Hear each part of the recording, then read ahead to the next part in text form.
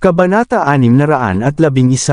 Ang pag-ibig ay kayang talunin ang lahat ng mga hadlang upang magdala ng kaunlaran sa isang pamilya. Ang walang pag-ibig na pag-aasawa ay hahantong sa hiwalayan. Gaano man kaganda ang pundasyon, ang mga problema ay darating sa kalaunan. Ito ay hahantong sa mga salungatan sa loob ng pamilya na maaaring makaapekto sa ibang mga bagay tulad ng isang karera. Bata ka, papatayin kita. Galit na itinataas ng matanda ang kanyang saklay kay Zachary. Isa pang hampas ang bumagsak sa huli. Pero paano ako nagkamali? Tanong ni Zachary. Nag-asawa rin ang aking ama ng isang mabuting babae, ayon sa iyong kalooban. At ano ang nangyari sa huli? Walang maganda, masasabi ko iyon sa iyo. Nang marinig ito, tumigil si Henry sa kanyang ministeryo. Ang trahedya na kinasasangkutan ng kanyang anak, si Harrison, ay hindi direktang sanhi ng kanya. Iyon ang pinakamalaking pagsisisi sa kanyang buhay. Ipinagbawal ni Henry ang pagbanggit dito, ngunit si Zachary lamang ang hindi natakot na muling buksan ang saradong mga sugat. Ang mga peklat na nagtago ng walang katapusang kalungkutan at panghihinayang. Sa isang iglap, lahat ng bakas ng unang pagmamataas ni Henry ay nawala. Sa halip, nahulog siya pabalik sa kanyang wheelchair na nanlulumo. I can't deny that I caused that.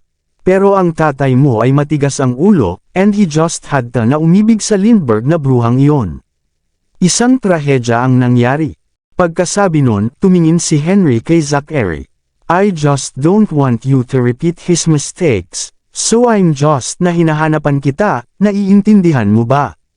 Nakaramdam ng guilt si Zachary nang makita niya kung gaano kalungkot si Henry sa pag-amin. Alam niya na ang kanyang ama ay albatross ni Henry at tila malupit na gamitin ito laban sa kanya ng ganito. Anyway, hindi ko papayagan ang babaeng ito sa pamilyang ito. Ibinaba ni Henry ang kanyang paa at sinenyasan si Spencer, na nagmamadaling itinulak siya palayo. Napakunot ang noo ni Zachary sa umaatres na figure ni Henry. Ibinaba ni Bruce ang ulo at pinagbuksan sila ng pinto. Hinila ni Spencer palabas si Henry. Maya-maya lang ay maririnig na mula sa labas ang masasayang boses ng mga bata. Great Lolo! Ayan na siya! Hoy, bumalik na ang mga bata! Nang marinig ang tawag ng mga bata, agad nang umiti si Henry, at nawala ang madilim na ulap. Lolo, bakit ka nandito? Tuwang-tuwang tumakbo si Jamie. Sabi ni Daddy uuwi na si Mommy ngayon. Nandito ka ba para makita siya? Sandaling natigilan si Henry, hindi alam ang isasagot.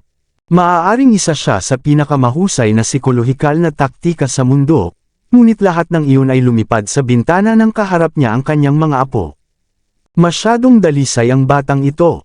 Lolo, pinaghanda kami ni Mrs. Berry ng maraming masasarap na pagkain. Andan din yung hot cross bunnies na ginamit ko para pag-usapan. Tumakbo si Ellie mula sa mesa na may dalawang steaming bun sa kamay at inabot ang isa kay Henry. Mainit pa, subukan mo. Oh, mag-ingat ngayon. Huwag sunugin ang iyong maliliit na kamay. Mabilis na tinanggap ni Henry ang mainit na cross bunnies at hinipan ang init sa kanyang mabilog na mga kamay. Lolo, sabi ni Daddy ay na-discharge ka na sa ospital ngayon. Are you feeling better? Lumapit si Robbie, at bakas sa mukha niya ang pag-aalala. Mas mabuti na ang pakiramdam ko. Marahang tinapik ni Henry ang ulo ni Robbie at ngumiti. Nabalitaan ko na ikaw kamakailan ay nakatulong sa daddy mo na bumuo ng bagong software. Oo, espesyal itong ginawa para sa mga bata sa kindergarten. Masiglang daldal ni Robbie at agad na inilunsad sa lahat ng mga detalye ng makipag-usap kay Henry. Ito ay isang software sa pagsubaybay upang maiwasan ng mga bata mula sa pagkaligaw. Napakagandang balita iyan. Tuwang-tuwa ang matanda. Nang makita niya ang tatlong bata, naramdaman niyang mayroong pag-asa sa mundo. Maaaring mamatay si Henry noon at mapayapa, alam na ang pamilya Noct ay nasa kamay ng mga may kakayahang tagapagmana nito. Mommy! Noon lang, nakita ni Ellie si Charlotte na papalabas ng study at agad na tumakbo papunta sa kanya. Tuwang-tuwa, na-miss kita ng sobra. Mommy, Mommy. Si Robbie at Jamie ay pare-parehong nasa sabik at tumakbo patungo sa kanilang ina.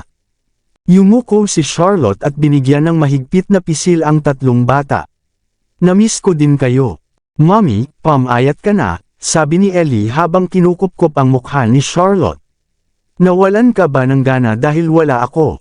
"Oo, pero magkakaroon ako ng magandang gana ngayon dahil bumalik ka." Hinalikan ni Charlotte ang chubby na mukha ng kanyang anak. Ang babae ay may matubig na mga mata kahit na ang kanyang mga labi ay nakakunot sa isang banayad na ngiti. "Mommy, gumawa si Mrs. Berry ng mga sariwang hot cross bunnies. Kukunin kita." Kasama niyan, si Jamie ay tumakbo papunta sa kusina. Nang makita iyon, nagtanong si Charlotte, "Gumaling na ba ang paa mo, Jamie?" Mabilis na sumagot si Robbie noon, "Oo, matagal nang naka-recover si Jamie, parang bago na ang binti niya." "Mommy, tinulungan ko si Daddy na bumuo ng bagong software. Sinabi niya sa akin na magparehistro siya ng patent para sa akin at pangalanan ng software pagkatapos ng aking pangalan." "Robbie, ang galing mo." Sa sobrang tuwa, hinila ni Charlotte ang bata sa kanyang mga bisig. "Sobrang proud ako sa iyo, Mommy." Sa kanyang mga bisig, namumula ang mga mata ni Robbie. "Pwede bang huwag mo na kaming iwan? Natakot kami na hindi ka nababalik." "Oo, nagplano talaga kaming tumakas sa bahay para hanapin ka sa ospital," mabilis na sabi ni Ellie at tinakpan niya ang bibig niya. Pinagsisihan niya ang kanyang mga sinabi sa sandaling lumitaw ang mga ito. Tatakas sa bahay," ulit ni Fifi kay Ellie habang pinapakpak ang mga pakpak, lumilipad sa itaas ng ulo ni Charlotte. Nagulat si Charlotte. "Tumakas sa bahay, hindi mo ba naiisip na gumawa ng katulad yan? Nananatili lang ako sa ospital para magpagamot. Tingnan mo, bumalik na ako ngayon. Maaari ka naming samahan at alagaan habang tinatanggap mo ang iyong paggamot." Gamit ang kanyang mga kilay na kumunot, malungkot na idinagdag ni Robbie, "Isang buwan kang nawala, at namiss ka namin ng sobra." "Mommy, nangako ka na hindi mo kami iiwan." Nagpout si Ellie, at halos mapaiyak na siya. "Ikaw ay sinira mo ang iyong pangako." Hindi alam ni Charlotte kung paano niya ipapaliwanag sa kanyang mga anak. "Mommy, narito ang mainit na cross bunnies." Sakto namang nagpakita si Jamie. Tumakbo ang bata patungo sa kanila habang hawak ang isang plato ng mainit na cross bunnies. "Hot cross bunnies, hot cross bunnies." Lumipad si Fifi papunta kay Jamie nang makita nito ang pagkain niyang hawak. "Fifi, stop. Hayaan mo munang kumain si Mommy." Tinaboy ni Jamie si Fifi at saka dinala kay Charlotte ang mainit na cross bunnies. "Mommy, kumain ka pa." "Salamat, Jamie." Magiliw na hinaplos ni Charlotte ang ulo ng bata bago ito nasiyahan sa pagkain kasama ang mga maliliit. Samantala, hindi napigilan ni Henry ang pagkunot ng kanyang mga kilay. Bagamat matagal na niyang alam na nagbahagi ang mga bata. Isang matibay na ugnayan sa kanilang ina, gayunpaman, hindi niya maiwasang madama ang damdaming makita ang kanilang mapagmahal na pakikipag-ugnayan. Upang pigilan ang sarili na lamambot, binawi ni Henry ang kanyang tingin at sinenyasan si Spencer na paalisin siya. "Lolo, aalis ka na." Lumapit si Zachary sa kanya. "Bakit hindi ka tumuloy at kumain ng hapunan sa amin?" Hinawakan ni Henry ang mahabang mukha nito. Nang hindi man lang tumitingin kay Zachary, malamig niyang sinabi, "Aalis na ako ngayon." Aalis na si Lolo. Pumunta, at ihatid niyo siya sa pintuan, paalala ni Charlotte sa mga bata. "Lolo, aalis ka na." Agad na sumugod ang mga bata kay Henry para hikayatin itong manatili. Hawak ang kamay ni Henry, ibinigay ni Ellie sa kanyang lolo sa tuhod ang puppy eyes. "Lolo, huwag ka munang umalis. Manatili ka at kumain ka sa amin." Ang matamis na boses ng batang babae ay maaaring matuno ang puso ng sinuman. Agad, lamambot ang ekspresyon ni Henry habang nakaplaster ang isang matamis na ngiti sa kanyang mukha. "Ellie, uuwi na ako ngayon. Dadalhin ko kayong mga bata para kumain sa labas sa susunod." Ikanaway ni Ellie ang kanyang kamay mula sa gilid hanggang sa gilid. "Pero gusto kong manatili ka." Hinikayat din siya ni Jamie na manatili. "Lolo, maghapunan sa amin. Masarap magluto si Mrs. Berry ng pagkain." Pagkatapos, gumawa siya ng ilang sunod-sunod na suntok at sinabing, pagkatapos ng hapunan, maaari kang makipaglaro sa amin sa hardin. Gumaling na ang binti ko, at maipapakita ko sa iyo ang ilang martial arts techniques. Pagkatapos, hinawakan ni Robbie ang kabilang kamay ni Henry habang pinaalalahanan niya, "Lolo, di ba sabi mo gusto mong tingnan ang aking bagong software? Maipapakita ko sa iyo pagkatapos ng hapunan." Nag-alinlangan si Henry dahil mahirap para sa kanya na labanan ang tukso na gumugol ng mas maraming oras sa mga bata. Basta tapos, lumipad si Fifi papunta sa kanya at sumisigaw, "Stay! Stay! See, ngayon kahit si Fifi gusto kang manatili." Sumenya si Ellie kay Fifi. "Fifi, halika rito. Tawagan mo si Lolo." Inulit ni Fifi pagkatapos ni Ellie, "Lolo. Lolo, haha." Isang malakas na tawa ang ibinigay ni Henry. "Sige, magdi-dinner ako." Nang makalimutan niya na hawak niya si Fifi sa kanyang mga bisig, itinaas ni Ellie ang kanyang mga kamay sa hangin at nag-cheer. Hooray! Dahil dito, nahulog si Fifi sa mga bisig ni Henry. Umiikot ang ulo nito habang umiikot ang mga mata, na nanginginig, "I'm drunk. Lasing ako, ha ha ha." Lahat sila ay humagalpak sa tawa, natuwa sa cute na reaksyon ni Fifi. Si Zachary naman, nakangiting parang Cheshire Cat ang lalaki. Alam niyang hindi maaaring tumanggi ang kanyang lolo sa mga bata. Di nagtagal, nagmadaling pumunta si Ben sa kusina para ihanda si Mrs. Ralston ng ilan sa mga paboritong pagkain ni Henry. Bumulong sa kanya si Mrs. Ralston, "Nagkaroon na ako sa menu. Sinabi sa akin ni Mr. Zachary. Si Mr. Noct ay mananatili para sa hapunan." Sinampal ni Ben ang kanyang noo. Dapat mas maging maalalahanin ako sa susunod." Samantala, kinakausap ni Zachary ang mga bata, "Pwede muna kayong makipaglaro sa kay Lolo sa tuhod. Ang hapunan ay magiging handa sa kalahating oras." Sumagot ang mga bata, "Okay, Daddy." Nag-isip si Robbie para sabihin, "Daddy, pwede kayong magpalit ni Mommy at makapagpahinga bago tayo maghapunan." Tama, mukhang pagod si Mommy. Hinipa ni Ellie ng halik ang kanyang ina. "Mommy, magpahinga ka na."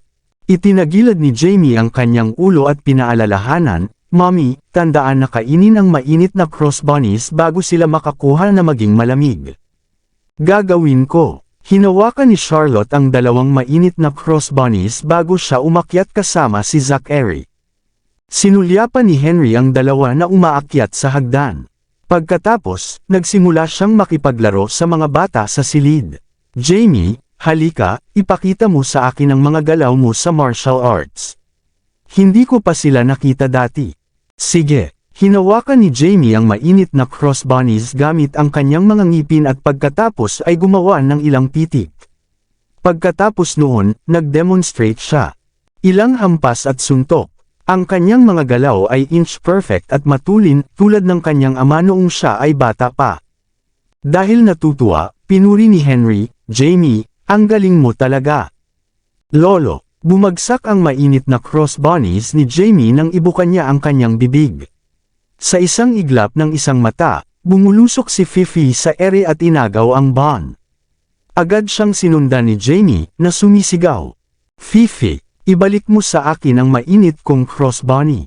Dahil natuto sa pagkakamali ni Jamie, alam ng matalinong si Fifi na hindi nito dapat ibuka ang bibig. Lumipad ito papasok at paikot-ikot sa sala bago lumipad palabas ng bintana. "Ang kulit mo, Fifi." Tumakbo si Jamie palabas ng pinto, tumalon-talon para mahuli ang loro. "Tigilan mo na ang paghabol kay Fifi." Tumawag si Robbie mula sa likuran, "Jamie, bumalik ka." Ang bata talaga ng mga lalaki.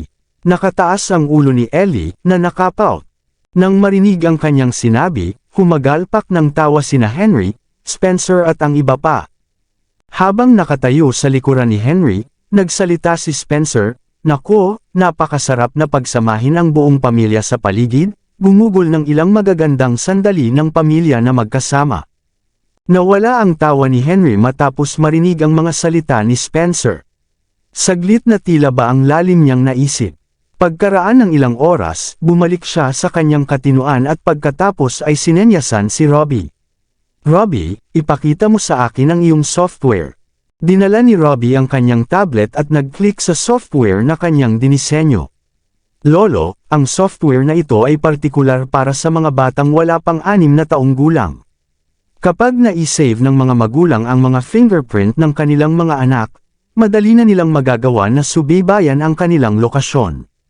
Kung ang isang bata ay nawala, o kung mayroong anumang mga emerhensya, ang system ay agad na maglalabas ng isang alerto at ipadala ang lokasyon ng bata sa device ng mga magulang. Iyan ay kahanga-hanga. Tingnan ko, sinimulan ni Henry na suriin ang software para sa anumang mga bahid. Sa huli, napagtanto niya na ito ay isang mature na piraso ng software. Ang pag-encrypt ng data nito ay komprehensibo, at ang bawat aspeto ng software ay kinukuha ang pag-aalaga ng detalyado. Bagamat ang software ni Robbie ay hindi maihahambing sa ibang high-tech na software, kahanga-hanga pa rin na ang 3.5 taong gulang na batang lalaki ay maaaring makabuo ng ganoong mahusay na binuong software. Sabi ni Daddy magre-rehistro siya ng patent para sa akin. Ipapangalan sa akin ang software na ito bilang Robbie. Ilalagay ito ng departamento ng marketing sa pagsubok bago ito e-market. Dahil sa pagmamalaki, hinawakan ni Robbie ang kanyang ulo ng mataas. Nangako rin sa akin si Daddy na ang mga kita ay mapupunta sa aking bank account. Magagamit ko ang pera kahit kailan ko gusto. Kahanga-hanga ka. Tinapik-tapik ni Henry ang ulo ni Robbie habang sinabi niya, ngayon ay ang bata mula sa pamilyang Noct. While tapping on the tablet, Robbie stated, "Actually, I need to thank Mommy. Siya ang naging inspirasyon ko sa pagbuo ng software na ito. Noon, binigyan niya ako ng maraming kapaki-pakinabang na mungkahi kapag sinabi ko sa kanya tungkol sa aking ideya. Hanggang sa muling pagkikita namin ni Daddy, nagkaroon ako ng pagkakataon na ibaling ang aking ideya sa realidad." Napansin ni Henry habang nagsasalita si Robbie. Dapat niyang aminin na si Charlotte ay talagang isang mabuting ina. Bagamat siya ay mababa ang kapanganakan, mayroon siyang positibong impluwensya sa mga bata. Gayunpaman, iyon lamang ang hindi makakabili sa kanya ng tiket sa pamilya Noct. Higit pa riyan ang kailangan niya para magpakasal sa pamilya Noct. Noon lang, maamo na tinanong ni Ellie, "Lolo, hindi ako kasing talino ni Robbie. At hindi ko alam ang martial arts na sining tulad ng ginagawa ni Jamie. Magugustuhan mo pa ba ako?" Hindi sinasadya ng batang babae ang kanyang mga kamay, at kinakabahang naghihintay sa sagot ni Henry. "Oh, syempre, mamahalin ko ang ating munting Ellie." Niyakap ni Henry ang batang babae. Sa kanyang mga mata na puno ng pagmamahal, siya ay panatag sa kanya, "Ikaw ang pinaka-cute na anghel, ang aming munting prinsesa. Hindi mo kailangang malaman kung paano bumuo ng software o gumawa ng martial arts tulad ng iyong mga kapatid. Kailangan mo lang maging masaya." Itinagilad ni Ellie ang kanyang ulo habang inosenteng nagtanong, "Hindi mo ako kamumuhian kahit na marami pa akong hindi alam kapag ako ay lumaki?" Nakangiting malumanay, sinabi ni Henry, "Syempre hindi. Ikaw ang mahalagang munting prinsesa ng pamilya Noct. Sana ay mamuhay ka ng masayang buhay at laging malusog. Kung gayon hindi ko na kailangang mag-alala." Tinapik-tapik ni Ellie ang kanyang dibdib bilang maluwag, at sumili ang isang matengkad na ngiti sa mukha niya. "Well, sinabi rin ng lolo namin kay Mommy ang parehong bagay. Gusto niya lang maging masaya si Mommy. Ngayon na si Mommy may Daddy at kami, I think natupad na ang wish ni Lolo. Lolo, masaya akong kasama si Mommy at Daddy." Naiwang tulala si Henry nang may mapansin siya sa mga salita ni Ellie na si Charlotte ay sa iba rin ay mahalagang munting prinsesa, tulad ni Ellie sa kanya. Nang masama ang tingin niya kay Charlotte dahil sa kanyang background ng pamilya, tila nakalimutan niya na hindi karapat-dapat na tretuhin iyon ng dalaga sa ganoong paraan. Noon lang, nagpakita si Mrs. Ralston sa sala. "Mr. Noct, handa na ang hapunan." Ang boses niya ang nagpabalik kay Henry. Ang huli ay tumanggo nang wala sa sarili. "Okay. Tatawagin ko sina Mommy at Daddy." Umakyat si Ellie sa masayang hakbang. "Lolo, maghugas na tayo ng kamay." Itinabi ni Robbie ang tablet at saka itinulak si Henry papuntang washroom. Nag-alok si Spencer na tumulong, "Mr. Robinson, hayaan mo akong pumalit." Natatakot ako na ang wheelchair ay masyadong mabigat para sa iyo. At baka hindi mo sinasadyang masaktan ang iyong mga paa. Gayunpaman, tumangala sa kanya si Robbie at seryosong nagsalita, Mr. Spencer, kahit bata pa ako, kaya kong gawin ang kayang gawin ng matatanda, at naiintindihan ko ang maraming bagay na alam ng mga matatanda. Ipinagmamalaki ni Henry ang maliit na bata. Sumang-ayon siya sa kanya, totoo iyon. Si Robbie ang pinakamatalino na bata na mayroon ako na nakita kailanman. Tumango si Spencer bilang pagsang-ayon. Si Mr. Robinson ay isang henyo, tulad ng kanyang ama. Maraming salamat sa lahat ng sumusubaybay. Please subscribe and follow my YouTube and Facebook channel, Filipino Novel. Maraming salamat po. Kabanata 615. Sa washroom, binuksan ni Robbie ang gripo at tinulungan si Henry na maghugas ng kamay. Namula ang mga mata ng huli. Naantig siya nang makita ang maliliit na kamay ni Robbie na hinihimas ang kanyang kulubat na mga kamay. Sa kanyang paglaki, ang mga nakababatang henerasyon sa pamilya ay malapit nang lumaki at magpapakain sa mga susunod na henerasyon, tulad ng ginawa niya.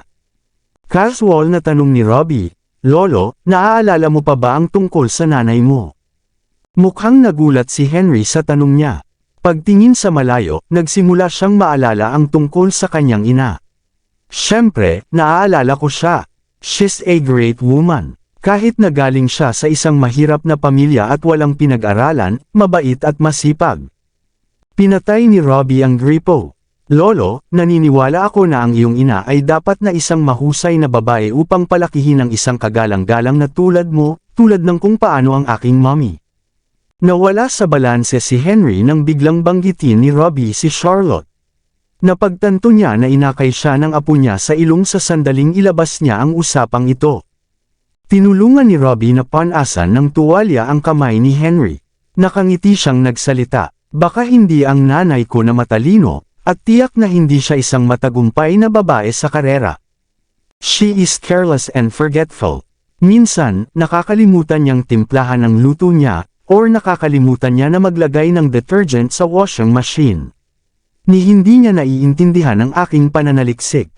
Ang kanyang mga hot cross bunnies ay talagang napakasarap, ngunit sina Jamie at Ellie ay palaging ubusin ang mga ito. Well, sa amin, ito ay talagang kakilakilabot, ngunit hindi kami nagrereklamo tungkol dito. Ang mommy ko ay hindi perpekto, ngunit itinaya niya ang kanyang buhay upang maipanganak kami. Ginugugol niya ang lahat ng kanyang oras at enerhiya sa pag-aalaga sa amin. Kapag nasa panganib kami, lagi siyang nandyan para protektahan kami. Siya ay kumuha ng ilang mga part-time na trabaho upang kumita sa buhay upang ipadala kami sa pinakamahusay na kindergarten, ngunit siya ay nag-aatubili na gumastos ng kahit isang sentimos sa mga bagong damit para sa kanyang sarili. Kapag nabuli siya at nasugatan, itatago niya sa amin ang kanyang injury. Pero kapag nabuli kami, siya ay maglalagay ng isang matapang na harapan upang makipagtalo sa mga magulang ng maton. Gagawin niya ang lahat para ipagtanggol kami ang aming dignidad at protektahan ang aming kaligtasan. Sa amin, siya ang pinakamagandang ina sa buong mundo. Bagamat mahirap ang buhay, masaya kaming namuhay ng magkasama.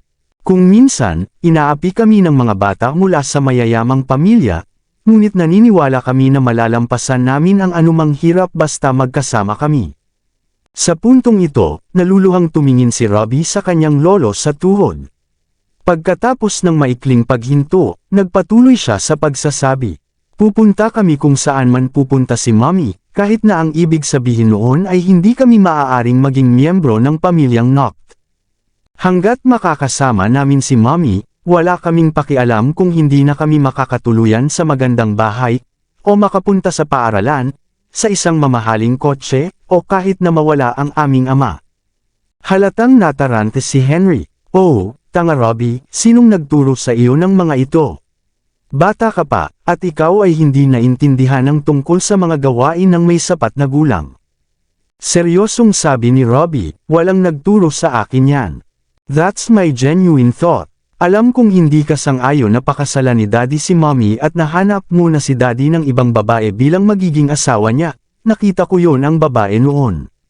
Napakasama niya at tinakot pa niya si Ellie hanggang sa mapaluha.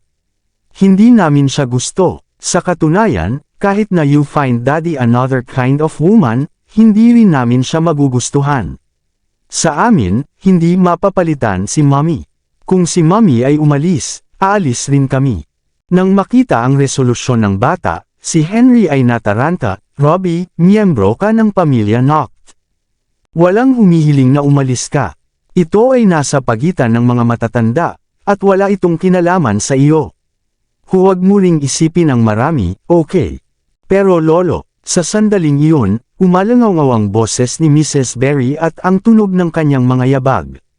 Robbie, Jamie, Ellie, oras na para sa hapunan. Tumigil sa pagsasalita si Robbie. Pagkatapos ay hinila niya si Henry palabas ng washroom.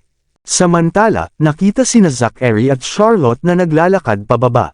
Nag-utos ang huli, Robbie, Jamie, Ellie, maghugas na kayo ng kamay.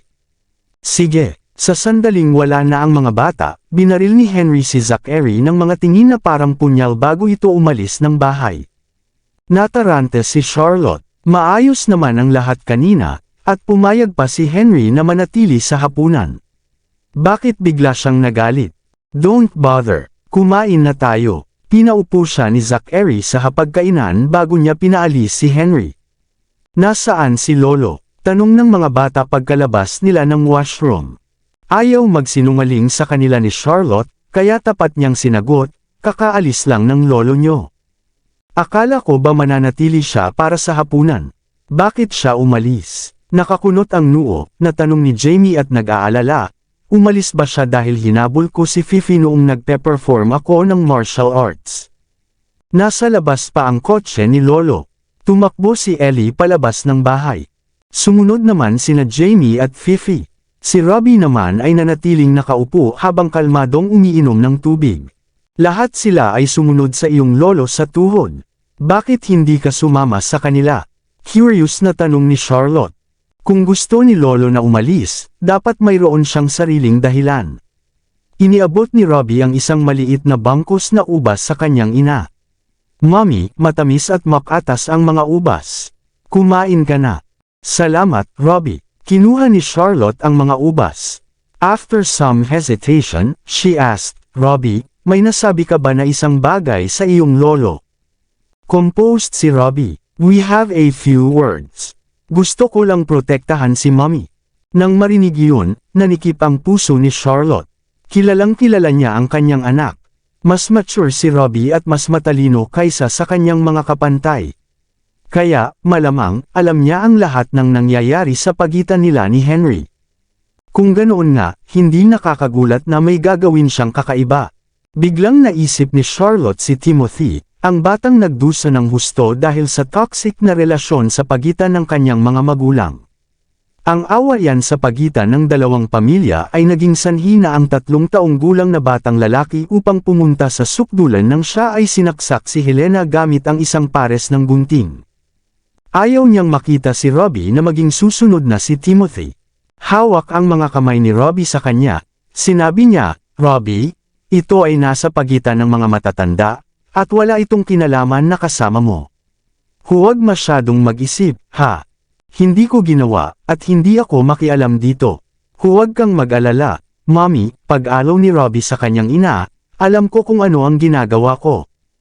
Nawalan ng masabi si Charlotte. Sa sandaling iyon, bumalik sina Jamie at Ellie. Nagtatampo pa ang dalawa sa kanilang lolo, na biglang umalis. Hindi tinupad ni lolo ang kanyang pangako. Hindi kami magbabahagi ng mainit na cross bunnies sa kanya sa susunod. Oo, hindi kami magbabahagi sa kanya.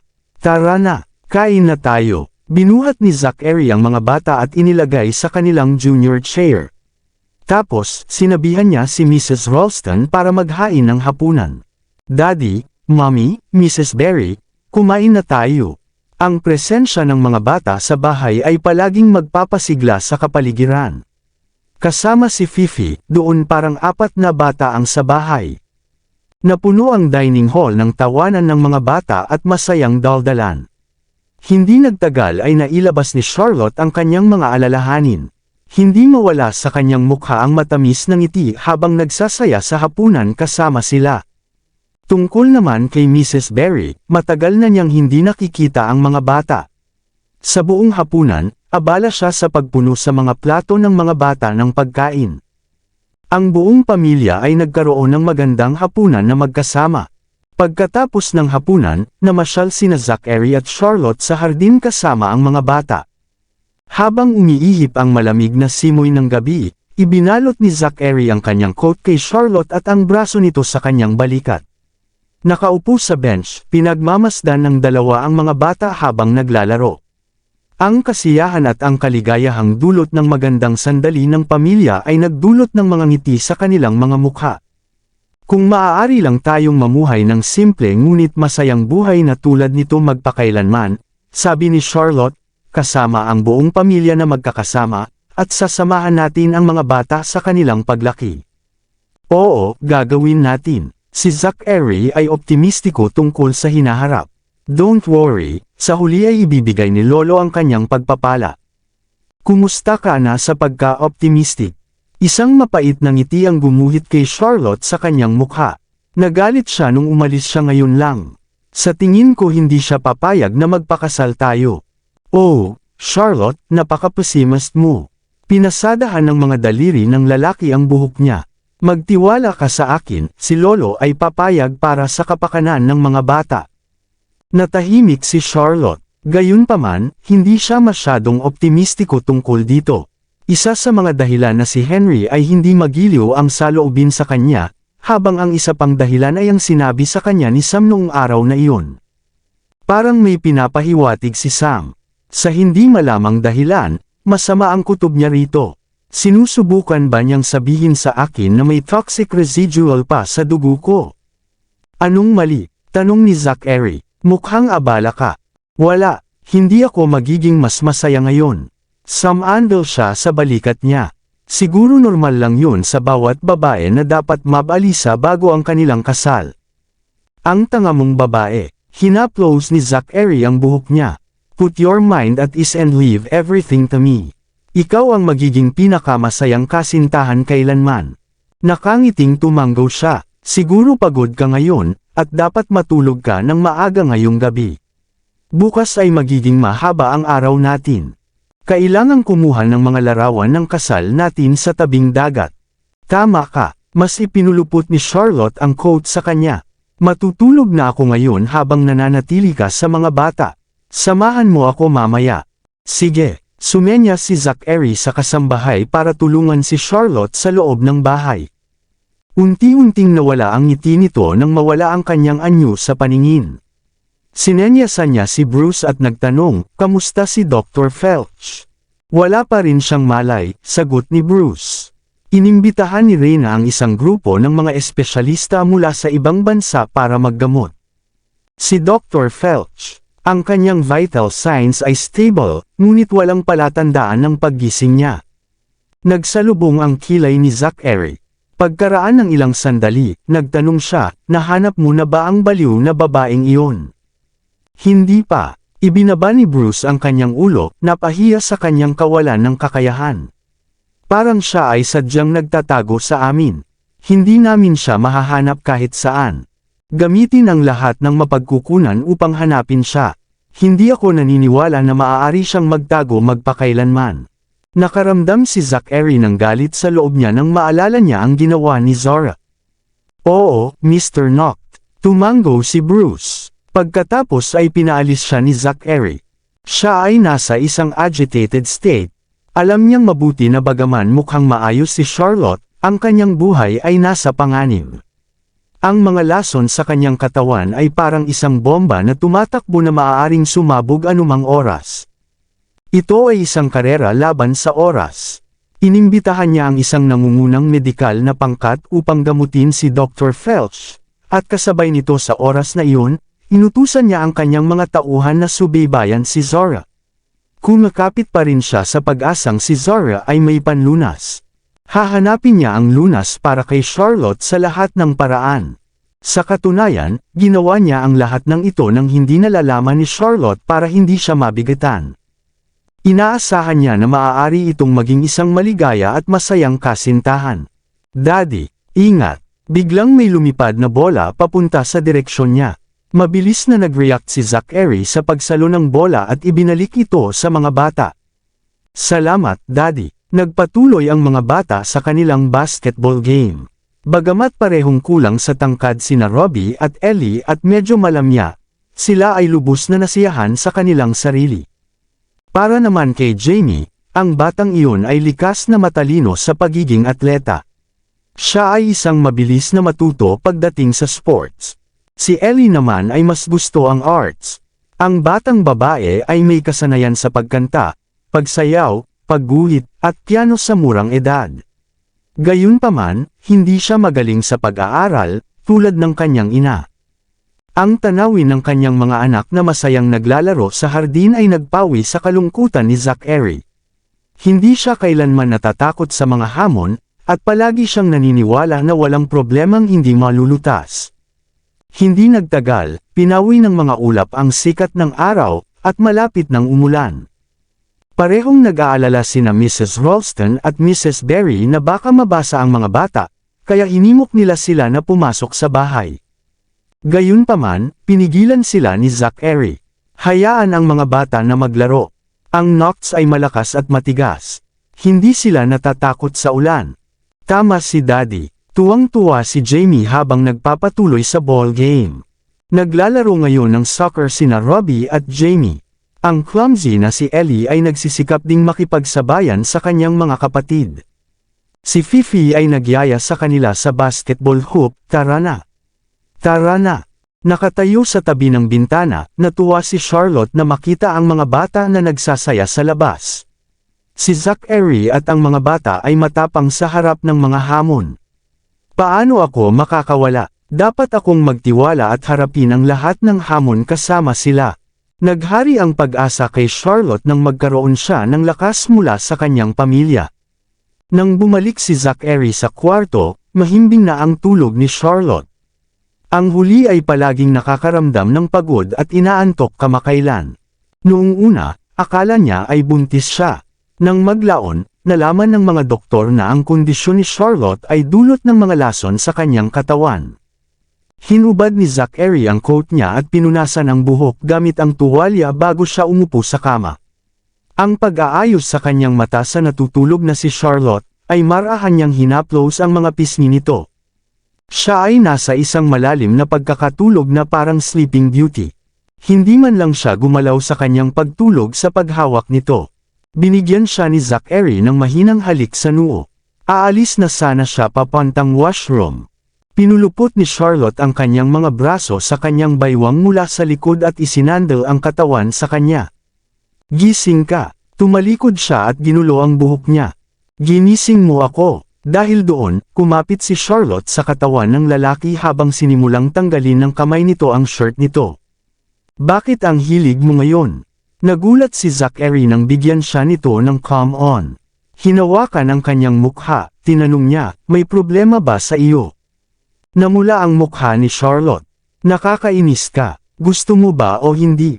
Siyempre gusto ko. With that, umakyat ang lalaki sa ibabaw niya at pinisil ang mga kamay niya. He planted kisses all sa kanyang mukha, mula sa kanyang noo hanggang sa kanyang labi at sa kanyang tainga. Nako, niloloko mo ako. Isang hagikak ang kumawala sa mga labi ni Charlotte. Natutuwa akong marinig iyon. Ipinulupot niya ang kanyang mga binti sa kanyang baywang.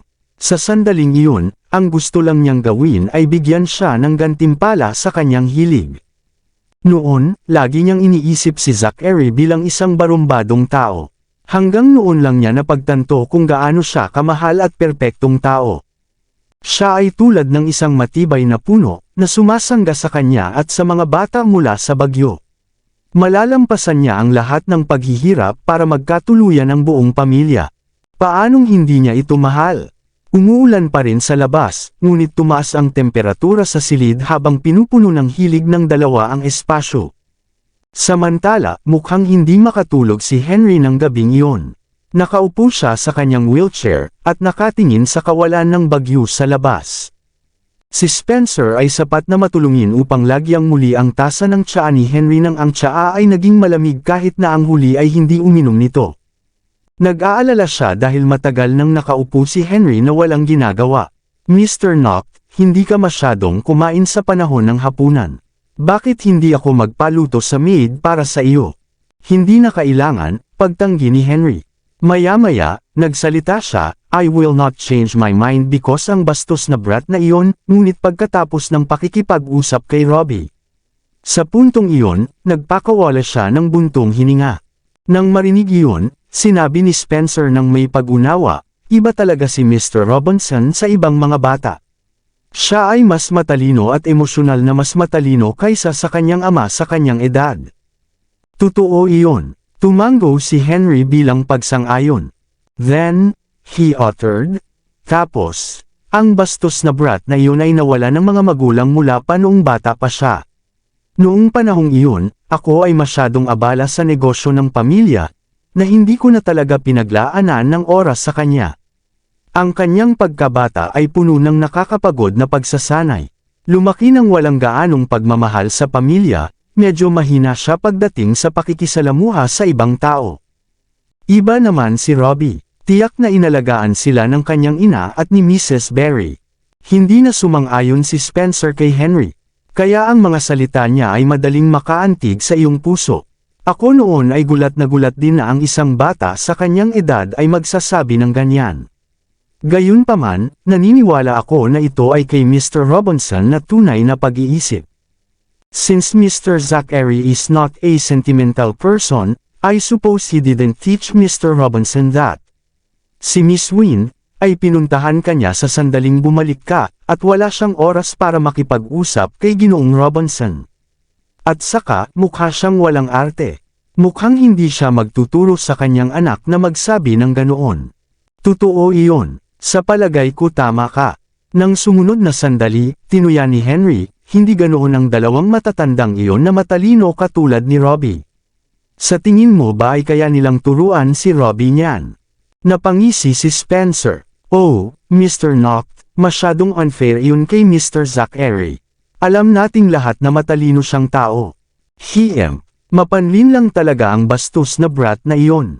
Hindi natuwa si Henry nang maisip niya si Zachary. Siya ay maaaring hindi itinuro kay Robbie iyon, ngunit sigurado ako na siya ang humiling sa mga bata na akitin ako.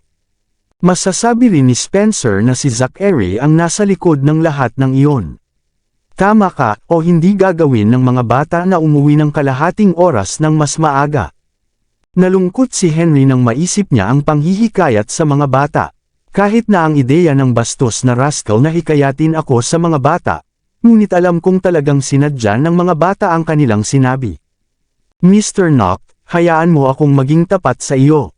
Sinulyapan ni Spencer ang ekspresyon ni Henry sa kanyang harapan. Patuloy na nagsasalita, ang mga bata ay determinado na manatili sa kanilang ina. Kung ipipilit mong maghiwalay ang pamilya, siguradong kamumuhian kanila. Malakas ang pag-iisip ng mga bata, lalo na si Mr. Robinson. Kung siya talaga ay umalis kasama ang kanyang ina, pagkatapos ay natatakot ako. Bago pa niya matapos ang kanyang sasabihin, pinutol na siya ni Henry. You silly old bugger. Alam mo namang frustrated ako ngayon, at tatakutin mo pa rin ako.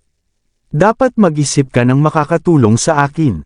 Pinalo niya ang lupa gamit ang kanyang tungkod sa galit. Natakot si Spencer habang umuurong.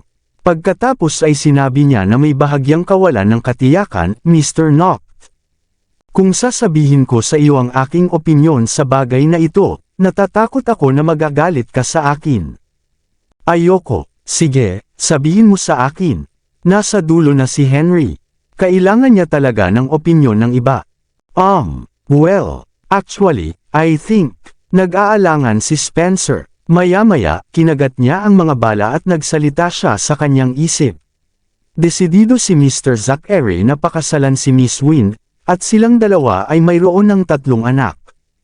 Imposibleng mapaghiwalay mo sila, bakit hindi mo ibigay ang iyong basbas sa kanila? Ikaw matandang hangal na bugger. Hiniling kong mag-isip ka ng paraan para paghiwalayin sila, pero ngayon tinutulungan mo silang hikayatin ako. Galit na hinampes ni Henry ng kanyang tungkod si Spencer. Bagaman, ang puwersa na ginamit niya ay mas maliit kaysa noong siya ay tumama kay Zachary. Pagkatapos ng lahat, hindi tulad ni Zachary, na sapat na matigas upang makayanan ang kanyang mga pambubugbog, si Spencer ay halos 80 na taong gulang na ngayon. Reklamo ni Spencer, sabi mo hindi ka magagalit. At ngayon nababaliw ka na. Paano ka na hindi mo tutuparin ang pangako mo? How dare you talk back? Lalong napukaw ang galit ni Henry. Mabilis na humingi ng tawad si Spencer, I wouldn't dare ta. Mr. Knock, to be honest, sinabi ko yun dahil ako ay naisip si Mr. Harrison. Binanggit ng mayordomo ang pangalan ni Harrison sa halos hindi naririnig na boses. Si Harrison, ang yumaong ama ni Zachary, ay isang taong sikat sa buong mundo para sa kanyang mga talento. Hindi siya interesadong gawing negosyo, at malakas ang loob niyang pakasalan ang babaeng mahal niya. Gayunpaman, pinilit siya ni Henry na matuto kung paano magnegosyo. Hindi lang iyon, pinilit din ng huli na iwan niya ang kanyang kasintahan at magpakasal sa isang babaeng mula sa isang marangal na pamilya. Sa kalaunan, hindi nakamit ni Harrison ang anumang tagumpay sa kanyang karera, at ang kanyang buhay pag-ibig ay isang magulo. Sa walang hanggang panghihinayang at pagkawala ni Henry, namatay si Harrison at ang kanyang asawa sa murang edad sa isang aksidente. Siguradong magagalit si Henry kung may manggahas na banggitin si Harrison sa harap niya. Gayunpaman, sa puntong iyon, siya ay hindi, dahil ang kanyang mayordomo ay nagsalita sa kanyang isip at itinuro ang kanyang pinakamalaking pag-aalala. Ang pamilya Lindbergh ay talagang may hindi maiiwasang responsibilidad para sa trahedya, ngunit kung hindi natin pipilitin si Mr. Harrison, marahil. Huminto si Spencer sa kalagitnaan ng pangungusap, at hindi naglakas loob na magpatuloy. Sinulyapan niya ang ekspresyon ni Henry bago nagsalita sa mahinang boses. I think Mr. Zachary Love para kay Miss Wind ay maihahambing o lumampas pa nga kay Ginoong Harrison para sa babaeng iyon mula sa pamilyang Lindbergh. Natatakot ako kung ipipilit natin silang paghiwalayin, maulit ang parehong trahedya. Mr. Knock, 96 years old ka na ngayon. Kung may mangyari kay Mr. Zachary, sa tingin mo ba ang mahabang panahon para linangin si Mr. Robinson na maging tagapagmana ng pamilya Knock? Kabanata 620. Tama na, putol ni Henry kay Spencer. Napayuko ang huli at hindi na nagsalita. I'm sorry, masyado akong maraming nasabi. Sinampal ni Spencer ang sarili. Alam niyang parang kutsilyo sa puso ni Henry ang mga sinabi niya. Kung ito ay anumang araw, si Henry ay matagal nang nawala ang galit. Pero nung araw na yon, pinayagan niya si Spencer para matapos na magsalita. Sinadya niyang tulungan si Henry na mapagtanto ang kanyang pagkakamali upang maiwasang maulit ito. Pag-iisipan ko, bumantong hininga si Henry. Ano pang hinihintay mo? Isakay mo na ako. Oo, sir. Nagmamadaling pinaandar ni Spencer ang wheelchair papasok ng bahay. Nagugutom ka ba? Itatanong ko ba sa mga tagapaglingkod upang maghanda ng oatmeal para sa iyo? Hindi na kailangan. Parang nanlumos si Henry. Wala akong gana. Bago tayo umalis, pinasok ni Mrs. Berry sa kamay ko ang isang maliit na bag. Sila ay ilang mainit na cross bunnies na gusto ng mga bata. Painitin ko ba sila para sa iyo? Pansamantalang tanong ni Spencer. Mrs. Berry, naalala ni Henry. Oo, ang yaya ng mga bata. Dati siyang kasambahay ng pamilya Wind, paliwanag ni Spencer. Sabi nila noong bata pa siya, inalagaan niya ang ama ni Miss Wind, at pagkatapos ay siya, at ngayon ang kanyang 3 anak. Para siyang pamilya ni Miss Wind at ang kanyang mga anak. Nakikita ko, sabi ni Henry. Isang matandang dalaga na handang mag-alaga ng 3 henerasyon kahit na ang pamilya sa mga shambles. Ipinapakita nito ang katapatan ni Mrs. Berry, at gayon din ang integridad ng Winds. Sumasang-ayon ako. Nakangiting tumanggo si Spencer. Siguro may nakuha ka mula sa bastos na iyon para magsalita ng napakabait para sa kanya, hindi ba? Biglang napag-alitan ni Henry, na binago ang kanyang tono, ikaw ay isang hindi tapat na lingkod. Mr. Knock, 4 na henerasyon na akong kasama ng pamilya Knock. Isara mo, Sinamaan ng tingin ni Henry si Spencer. Bigla niyang hinawakan ang tiyan niya at sinabing, medyo nagugutom ako. Bakit hindi mo pa pinapainit ang mga tinapay na iyon? Opo sir, kaagad, sabi ni Spencer sa tuwa. Inutusan niya ang kasambahay na magpainit ng mga tinapay. Oh, dalhin mo ang baso ng mainit na gatas para kay Mr. Knockdin. 2 baso. Itinama ni Henry. Walang kabuluhan ang kumain ng mag-isa. Kung gayon, sasamahan kita, Ginoo. Ngumiti si Spencer. Nang magising si Charlotte kinaumagahan, tumama na ang sikat ng araw sa bintana sa kanyang mukha na may halong init. Pinipigilan niya ang kanyang mga mata mula sa liwanag at tulala siyang nakatingin sa mga dahon sa labas. Gising ka na. Lumabas si Zachary mula sa banyo, nakabihis para sa casual na ka-ginhawahan. Oo, nag-inat si Charlotte. Bakit ang aga mo? Nagbasa ako ng kaunti kasama ang mga bata. Hinubad ni Zachary ang kanyang t-shirt. Ang sikat ng araw ay nagliliwanag sa gilid ng kanyang mukha, impit ang kanyang jawline at cheekbones. Natulala si Charlotte. Matulog ka na ulit, Will. Aalis tayo ng 10:00, sabi ni Zachary. Gising na ako ngayon. Tamad na umupo si Charlotte at itinaas ang kanyang mga braso. Dalhin mo ako. Napangiti si Zachary at kinagat siya sa balikat. Aray ang sakit, sigaw ni Charlotte at hinampas siya sa likod. Nagising ka ba niyan? Hinalikan ni Zachary ang balat na kanyang kinagat. Bumangon ka dali, magpapadala ako ng almusal. Salamat, sabi ni Charlotte habang hinahalikan siya sa pisngi. Pagkatapos ay tumalon siya mula sa kama. Hinampas ni Zachary ang kanyang puwetan, inayos ang kanyang kurbata, at lumakad patungo sa pinto ng malapad na hakbang. Nagring ang phone ni Charlotte habang nag-toothbrush. Napatingin siya sa screen niya at dali-daling kinuha.